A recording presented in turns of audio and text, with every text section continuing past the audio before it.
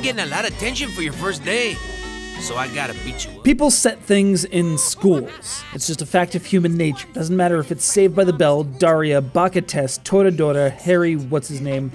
People set things in schools because adolescents of any culture are stupid and fun to laugh at. And now this creeping doom of hall monitors and vomit covered with sawdust makes its way to Disgaea. Yep, tactical RPG schoolroom brawling because it's the Netherworld and that's just how they roll.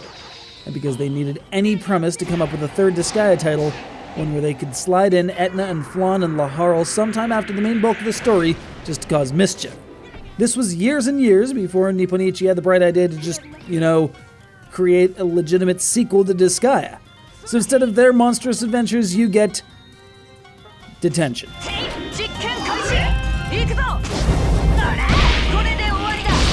So this honor student Mao, less chairman, more demon king, takes his reputation as the head of his class pretty damn seriously. So seriously that he's never attended a class in his life, instead preferring to while away the hours exploiting his underlings, reading manga, and spending millions of hours, yes, millions, on his PSP. It's the Netherworld, everyone's like 1,200 years old already.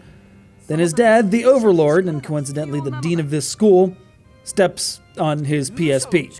Thus, by abducting a hero and stealing his title, Mao tries to settle the score and avenge those countless hours of hardcore save files lost, only to get his ass kicked because apparently the hero in question was a phony.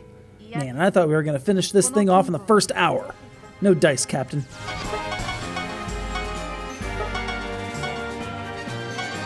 Alright, so in the grand style of Disgaea, it's a tactical RPG action with a healthy serving of ridiculous, gamey BS that you can't really explain away with just narrative. Also, a side order of absurd dialogue, eternally well written, but yeah, it's Vic Mignogna sucking up the lead role. If you're like me, you'll kick it over the Japanese vocal track fairly quickly for a strange but pleasant ROD the TV reunion.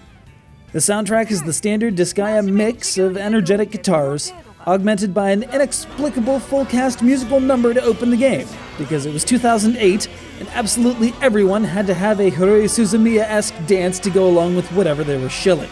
Despite the rather impressive opening video, though, the actual in-game sprites look barely improved from any of the PS2 outings.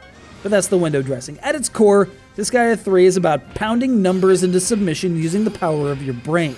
Yes, some might see it as grinding, but there's a certain awesomeness to grinding when your level 10 healer cures a level 101 monster to death.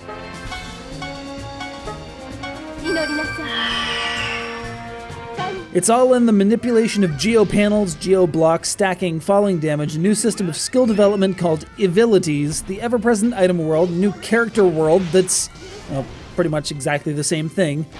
You can't say that Disgaea 3 didn't try to push what was already a fairly pushed envelope. Trouble is, just because you're adding new systems doesn't mean they're inherently good. Abilities just serve to drain even more of your mana, on top of a paradigm-shifting homeroom where abilities and bonuses are determined by seat order. It's a lot to take in, especially considering that most of these features were jettisoned in Disgaea D2. Pains me to say it, but I feel that this third chapter is the weakest in the Disgaea series, which is like saying, man, they only have Chipotle Tabasco instead of Sriracha. I guess I'll just have to deal with it. Play it at least once so you can get the cameo appearances everywhere else, but if you've already moved on, I can't blame you. 第1話にして最終回とはなんて経済的で優等生なゲームなんだ